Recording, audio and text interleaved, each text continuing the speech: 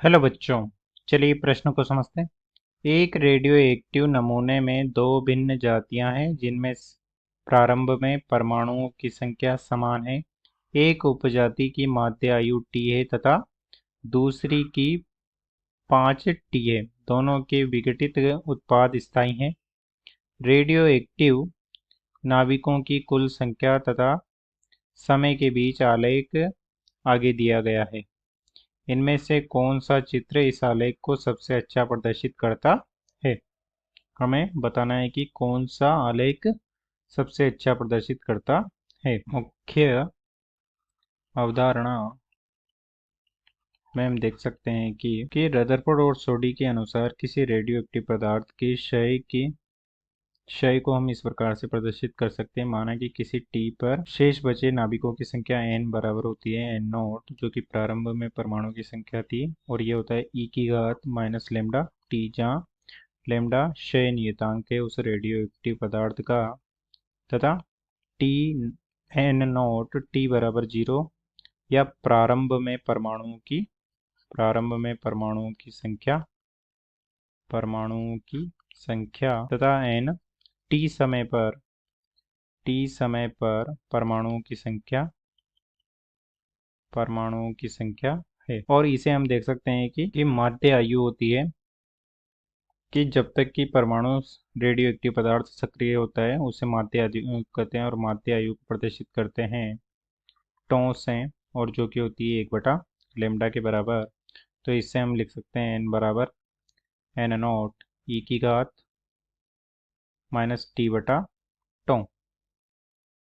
और यहाँ से हम देख सकते हैं कि n व t समय के साथ e की घात के रूप में एक्सपोनेंशियली डीके के रूप में प्रदर्शित हो रहा है। तो इसका ग्राफ होता है इस प्रकार से, एक्सपोनेंशियली डीके के रूप में, जो कि इस प्रकार से होगा। यहाँ पर परमाणुओं की संख्या हो जाएगी n तथा ये हो जाएगा समय t, और प्रारंभ में परमाणुओं की संख्या n नॉट, और वहाँ से समय के साथ साथ परमाणुओं की संख्या एक्सपोनेंशियली रूप से घटती चली जाएगी। इस प्रकार से रदरफोर्ड और सोडी के नियम को इस प्रकार से समय व परमाणुओं की कुल संख्या के रूप में प्रदर्शित किया जा सकता है। अब चलिए प्रश्न को हल करते हैं। प्रश्न में दिया गया है कि एक रेडियोएक्टिव पदार्थ है, उसमें दो विभिन्न जातियां हैं जिनमें से एक का माध्य आयु टॉ ए माना कि टी है तथा दूसरे का माध्य आयु टॉ बी बराबर 5T है। तो उसके हमें क्षय की दर का ग्राफ में निरूपण करना है, तो उसे हम इस प्रकार से प्रदर्शित कर सकते हैं, जो कि हो जाएगा n बराबर n नॉट e की घात माइनस टी बटा टॉ ए प्लस हो जाएगा n नॉट e की घात टॉ बी, और इसमें मान रख देंगे हम, जो कि हो जाएगा e की घात t कैपिटल T प्लस हो जाएगा n नॉट e की घात t बटे 5T। यहाँ पर भी हम देख सकते हैं कि n तथा समय के मध्य समय t, n का मान t के साथ घट रहा